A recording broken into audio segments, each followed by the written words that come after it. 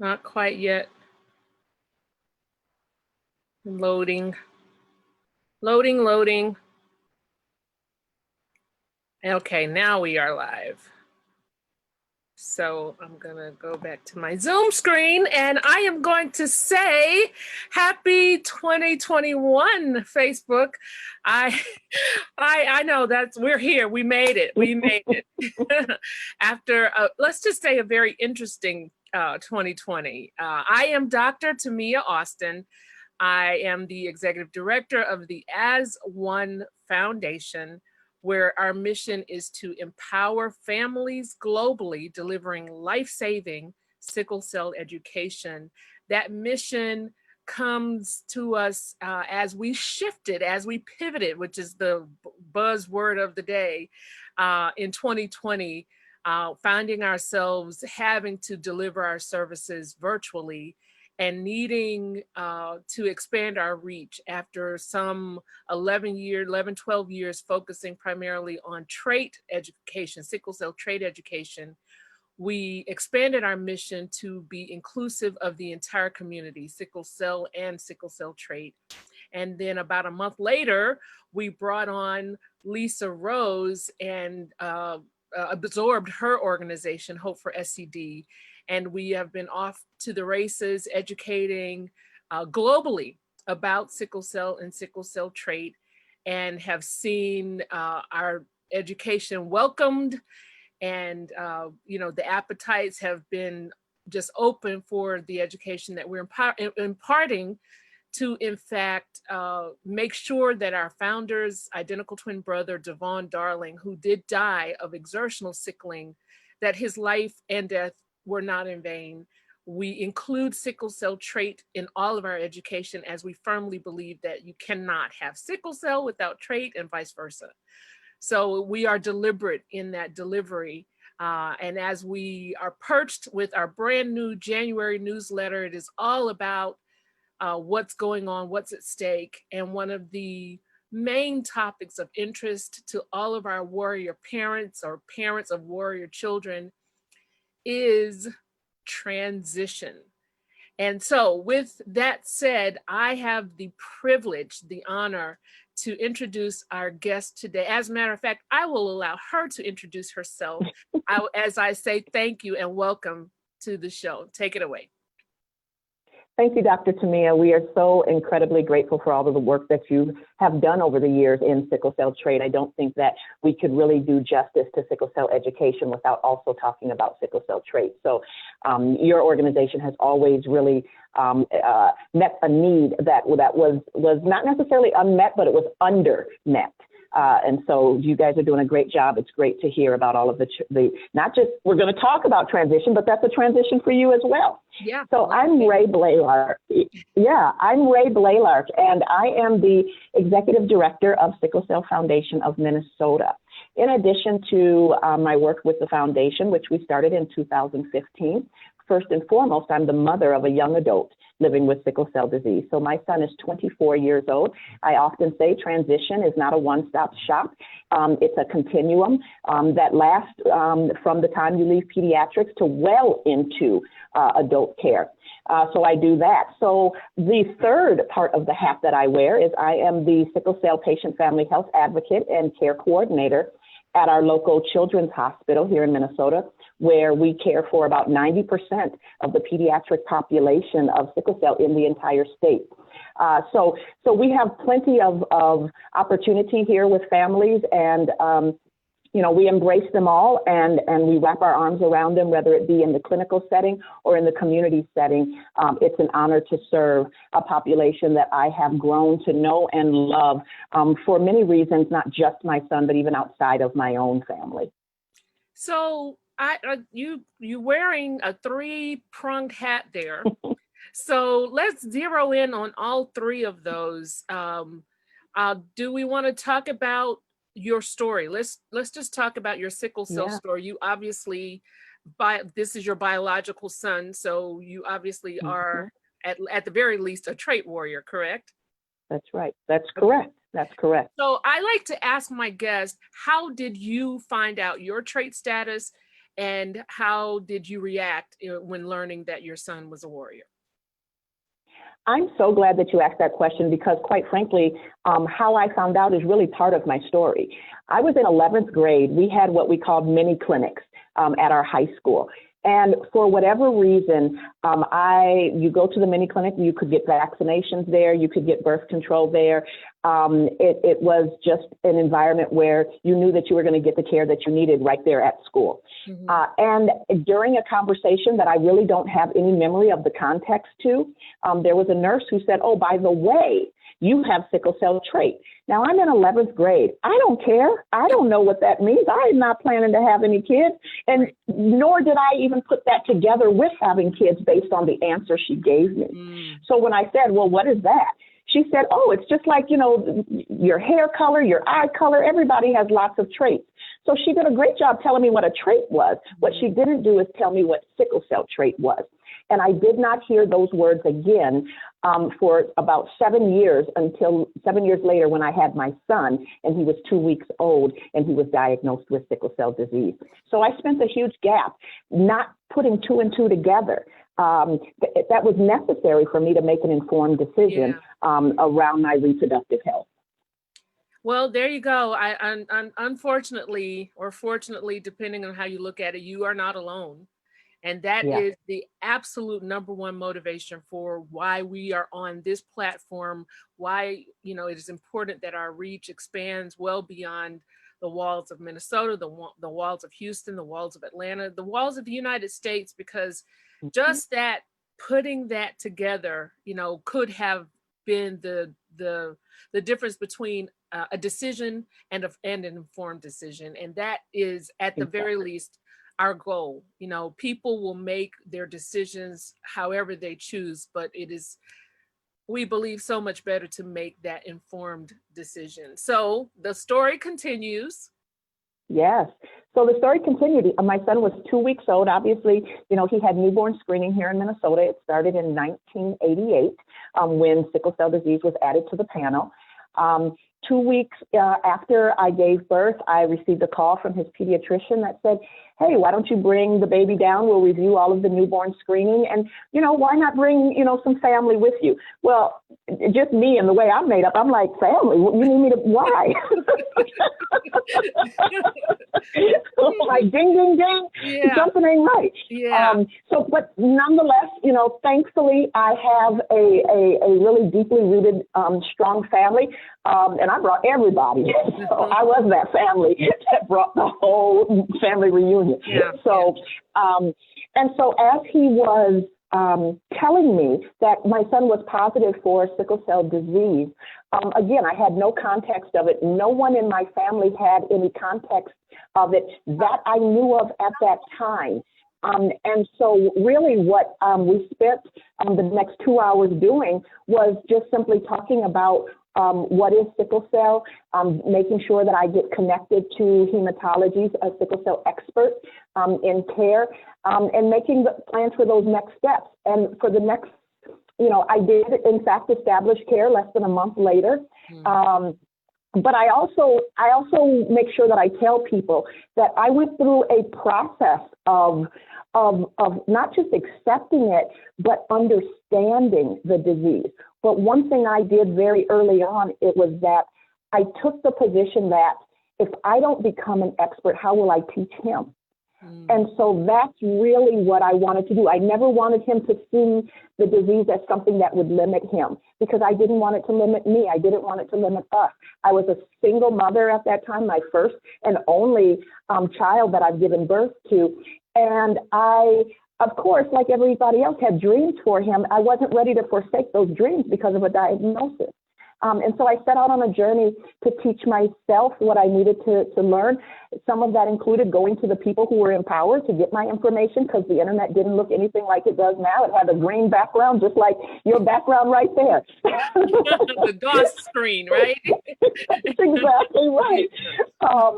And I'll just transition that to kind of how I got to be more involved with the community. Very early on, I had a printer at home. By the time my son was 5 or 6, I was making my own little brochures, and I would walk around what we know in our community as North Minneapolis And I would just have conversations with people, and I would just say, have you ever heard of sickle cell disease? Have you ever heard of sickle cell trait? Do you know what sickle cell disease is? Why? Because it was a gap. It was something that I couldn't find. So if I can't find it, let me create it for others. And that was really the birth of, many years later, what would eventually be the Sickle Cell Foundation of Minnesota. I oftentimes say there was there was a doctor who was at one of the health fair events that I was passing out brochures at, and he pulled me to the side and he said, I need you on my team.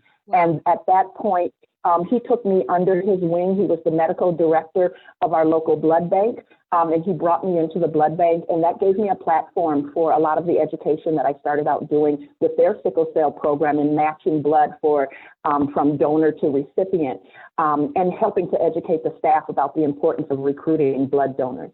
Okay, so wait. So here you are, you're this young mom, single mom and you've just given birth, you've just found out about this condition, this blood condition for your baby boy. And you are now creating brochures and passing them out in the community. Tell me, paint that picture for me. How old is the baby at this point? And what made you decide? I mean, how did you discover that the gaps were there? Yeah. Well, my son was about six years old at the time, maybe 7 when I went to blood banking. But let's be honest, I cried for probably 3 or 4 years. And when on the other side of those tears, I said, now get up and figure this out. And what are you going to do? What you're looking for, it doesn't exist. So become that. And that's how I had to do a mental shift for me, because I was wallowing. I was feeling sorry for us. I knew what I wanted for him, but I didn't know how to find an example of that. And so, and it didn't happen just on my own. I had people who were speaking into my life. I needed that at that time. And because of that, I started, what they say, boots on the ground. I didn't know what I didn't know, but I knew that what I needed, there was a gap in, and it was because of that. Many of the sickle cell community-based organizations, particularly those that are more recent, maybe in the last 10 years, we didn't create them because there was a plethora of resources. We created them because there was a gap in resources. There was a gap in the voices that were necessary in our community. There were things we were dissatisfied with, or things that we felt could be better in the care and the access of that information. And so that was really why I started it. But before I started this organization, what I did is I looked for a local organization that I could join, support, be a part of. I did not just go around them, I worked with them. Over time, that particular organization dissolved, and I had already made up, I was being encouraged to start a new organization when the talks of dissolving, but I also made a decision ethically that I will not start another organization while this organization is still in existence, because I didn't want to divide the community. But once that organization dissolved, I didn't want our state to be without an advocacy organization. Let me just stop and just applaud you. And I'm applauding you. And I'm applauding all of the sickle cell warrior, caregiver, parents, family members, and the warriors themselves that do this so regularly, have to make, and working in the not-for-profit space, I'm assuming the foundation is a not-for-profit, there's this misconception that, that's easy because it's not for profit. Well, it's real business. And there's, politics that have to be played. You got to network, you got to fundraise, you have to find resources, and then you're dealing with a sick family member. And right. We have lost, we've suffered tremendous losses in the sickle cell community. I mean, 2020 was 2020. And yes, it was. We still have to dig deep and make tough decisions, sometimes not favored decisions, for the good of the community, for the voiceless. Some of these voices have not been heard, and then sometimes you have to help instruct the voices, because this is a blood condition. This is not only affecting the elite or the well, positioned. This is affecting people that have real lives and real concerns, and you are going through this too, a parent of a 6-year-old, and still Yes. found a way to be of Yes. service, not just for your son, but for others. And Yes. that is Yes. the sickle cell caregiver. That is the sickle cell warrior story. Consistently, that is what I hear.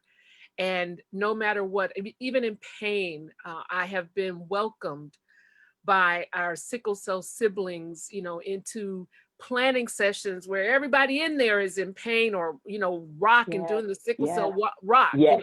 Yes. Yes. but pulling this off, pulling this out. And we have adopted this statement as of 2020 in the pandemic. Sickle cell warriors are vulnerable, therefore we go virtual.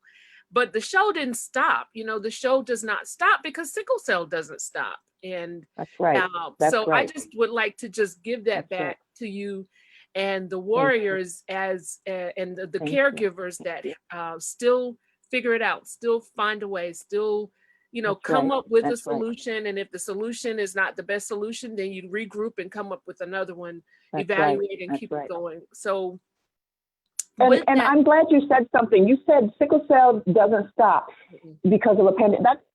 There was a point in the pandemic, even in my clinical work, that I would talk to families and I said, look, sickle cell don't care about this pandemic. You still need to get care. We still need to make sure that we keep you at the top of your game. We want you to be in the best condition that you can be in during the pandemic. And so, and that was hard, right? There was a lot of concern around how do I stay safe? How do I, what, all of the what ifs that we all had, right? Sickle cell didn't care about the what ifs. And I didn't want to see our warrior community have a far more difficult time fighting the pandemic because their sickle cell disease wasn't under control.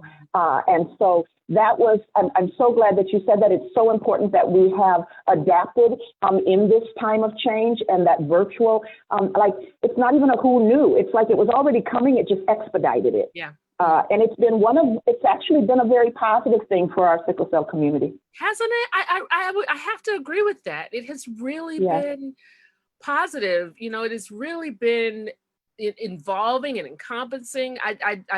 We had a very vivid example. We attended a global conference that normally, if it were face to face, would probably bring in 300 people or so, maybe. But this conference, over 500 people were able to participate virtually. Breaking records. Participated virtually, and we even had 2 warriors that were hospitalized that were able to attend the entire conference. They were sporting their virtual backgrounds to hide the machines and the beeping and all of that. But it was just unprecedented, literally, not a misuse, not an over exaggeration, unprecedented participation. And people were able to learn and contribute, and that's the big part. The contribution of the shared experiences, I think, is really, really important, that our warriors are made aware and affirmed that they are not alone, and that they're not fighting alone. And perspective is everything, right? We can think about 2020 and everything it took from us, but at the same time, we should also be looking at what it gave to us, right? And there's a number of things that it gave to us that we can continue to reap the benefits of, even into and beyond 2021. And so those relationships don't have to be stunted just because we're not in person. These types of outlets and platforms for being able to have conversations don't just have to happen in a conference room. They can happen now right in whether it's your living room, your bedroom, or your hospital room. And if you're like me, I kind of think some of this ain't changing. I really think we're here to stay. This virtual thing, because it proved. I remember 20 years ago, I was trying to work from home, and it just wasn't possible. I'm like, but I got a computer. maybe a little too ahead of my time, I don't know, but it's proven now. Everybody can work from home. Everybody's pretty Yeah. much everybody's Yes. done it. So I don't think Yeah. we're going all the way back. This as the other coin, very heavily used term, this is our new normal. Yeah. Yeah. Society So has shifted. yes. That happens in history. Yep, absolutely. And so we've been throwing this word around. We've been talking transition. So for those of us who don't know what we're talking about, can you break it down? What are we saying when we say transition in this sickle Yeah. cell topic? When I talk about transition, what I talk about is the process of teaching and educating your way through pediatrics in preparation for that time that you go from being a kid living with sickle cell to an adult living with sickle cell. And that's no different than it doesn't happen overnight. Even if you don't have sickle cell, it doesn't happen overnight when you do. And so it's a preparation for the inevitable. And it is not just a piece of paper with here's an adult provider that you can go and see. No, there's a preparation for that. And quite frankly, it's not just the preparation of that individual living with sickle cell disease, but in pediatrics, that is where it should begin, which means you also have to start with the preparation of the family. Because it's very easy as a caregiver to see your child with sickle cell and it's really sometimes difficult to see your child as an adult, even without sickle cell. Like that's just parenting, right? Yeah, and so we work really hard to also help to transition the parents out of the mindset of I'm here to care for my child, and understand that you will then become a partner in their care as an adult. And that's a process. This is really, really good. I am not a parent by biology, but I have godchildren, nieces and nephews. And I remember distinctly when they, especially in these later years of independence, they went to college, and the college setting very abruptly will not speak with the parent. They go through orientation. The kid has to be there. The student has to be there. You call financial aid. The student has to call financial aid. And then one of my good friends is like, yeah, but y'all calling me about the bill. And in truth, they are not. They're sending the bill to the student. So I bring that up because I thought that experience was extremely abrupt. Like, are you kidding me? You're going to expect a 17, 18-year-old to now all of a sudden know how to, but that is the reality. Now add sickle cell to that equation.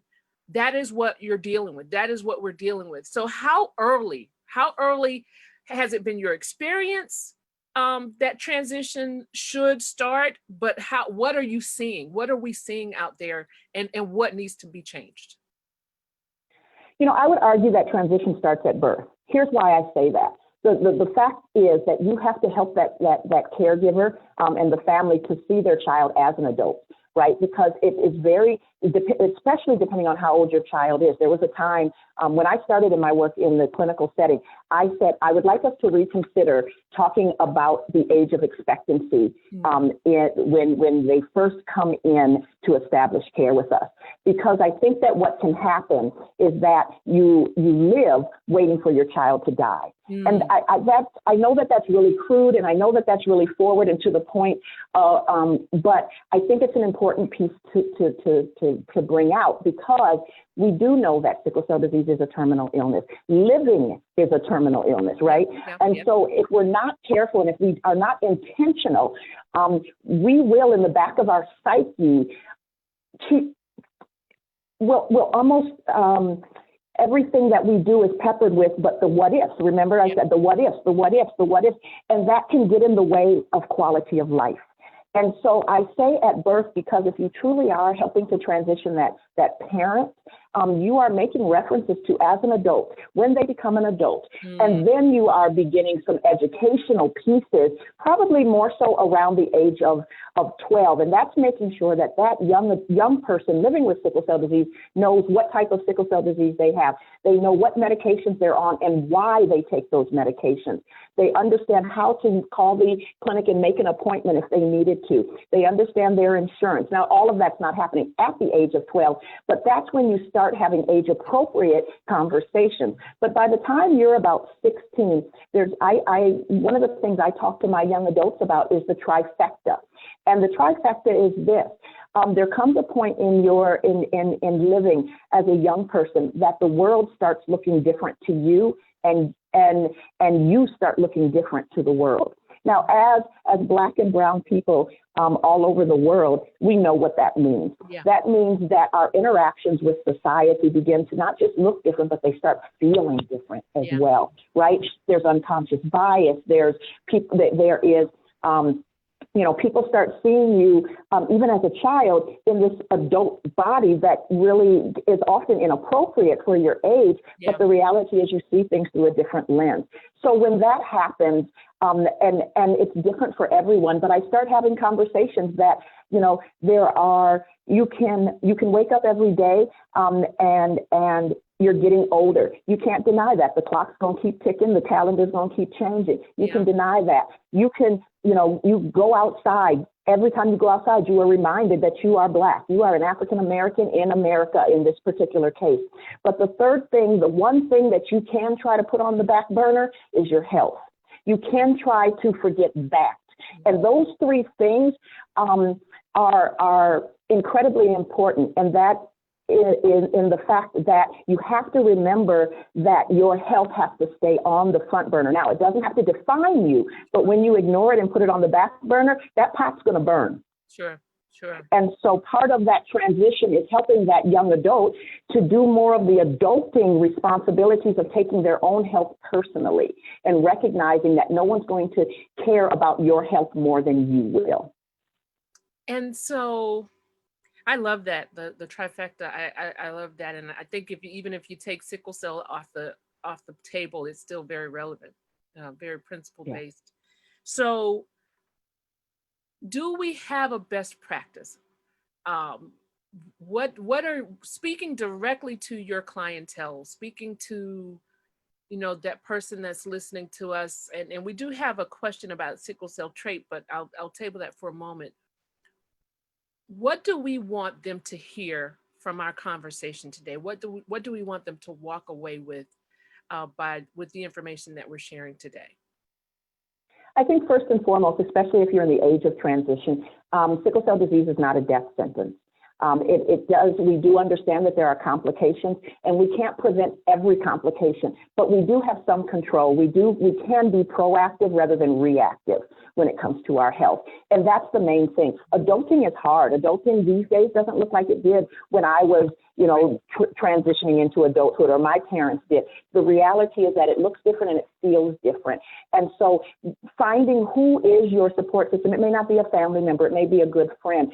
Figure out who's going to be your champion for your health alongside you, and allow them to come in. And then for parents, let go. Oftentimes what I say is, rather than taking a step back, take a step to the side, but let your young adult lead.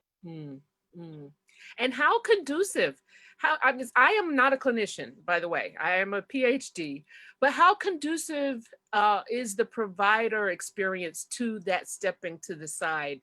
Are you bringing them along, holding their hand? Are they holding your hand with you? Is that welcoming? Are you all kind of going through this together? What does transitioning look like with the provider team?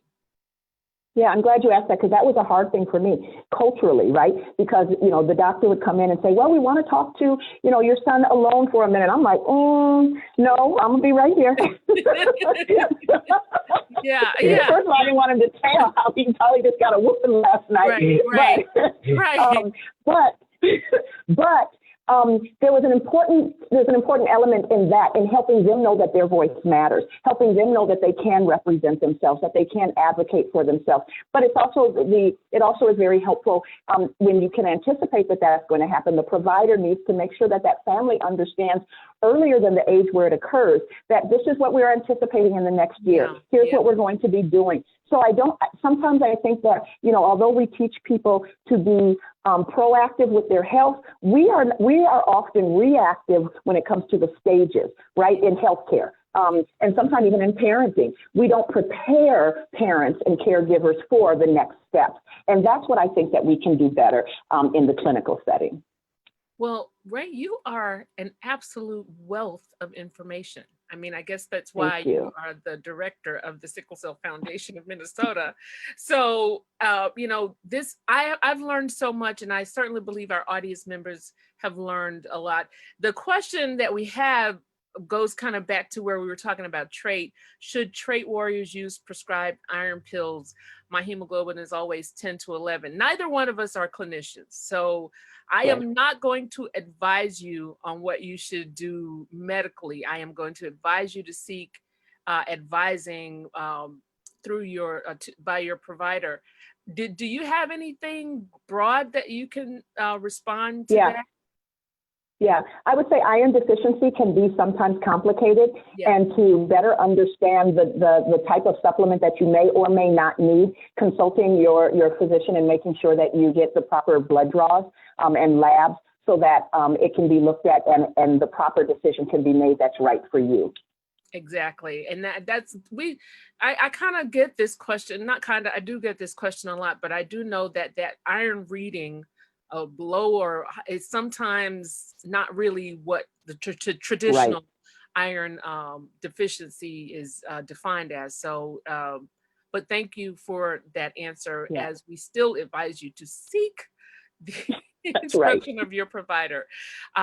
So with that said, can we please remind our audience or let our audience know how they can be in touch with you and tell us what your services, what your foundation does provide? Absolutely. So at Sickle Cell Foundation of Minnesota, our mission is to improve the life expectancy, improve the quality of life for individuals and communities impacted by sickle cell disease and sickle cell trait. And we include the community because whether you know someone or you don't know someone, I tell people, if your family's bigger than 12, somebody either doesn't know or isn't talking. And so what we do is we do a lot of education. And then we do, especially during the pandemic, we are providing some social supports that are necessary in our community. We're partnering with our local hospitals and clinics to make sure that people can get to the clinic if they need to, or the hospital or the emergency room. And you can find us at www.sicklecellmn for Minnesota, sicklecellmn.org. And on Instagram, Twitter, and Facebook, our handle is sicklecellmn. And we'll make sure that is in the comments. Sickle Cell MN, Facebook, Instagram, and Twitter, and the website is www.sicklecellfoundation. Sickle Cell MN. SickleCellMN.org. It'll be in the comments correctly. We'll be sure to link there. This has been great. We talked ourselves 4 minutes over our time. That always happens, and we've enjoyed you, Ray. We are. Our theme this month is what's on the table, and this transition is it's a topic, because just as sure as our babies are aging, transition is always at the forefront. It's something we have to talk about and revisit. For the As One Foundation, our website is asonefoundation.org. On all social media platforms, we are As One Foundation. Except Facebook, we are the As One Foundation. And who knows, maybe we'll TikTok it up one day, but right now it's Facebook, Instagram, and Twitter as well. We have a nice litany of events coming up in 2021. February 26th to be exact, will be the 20th anniversary of our inspirations, Devon Darling's passing, 20 years since Devon, and we have a great celebration in the name of the 11th annual Darling Dash virtual. It is called the 2021 Virtual Darling Dash Any K. It's usually a 5K, 10K, 1K, but this, since virtual, your race, your pace. So an NEK, and we have a really nice surprise that we will announce in the coming weeks. So please stay tuned. We are so grateful for all of the end of year support we received financially. We had an angel donor that helped us to reach our goal of $15,000 to close out the year. And we know $15,000, as generous as that donor was, we need lots more. So please find a sickle cell organization to support Sickle Cell MN, As One Foundation, the host of others that are out here in the trenches virtually, making a difference for our community. Ray, I will surrender the very last words to you as I say thank you, and join us next week for Warrior Talk Tuesday. Thank you. Remember, it's never hopeless. There's always hope. Link up with others and life changes. There it is.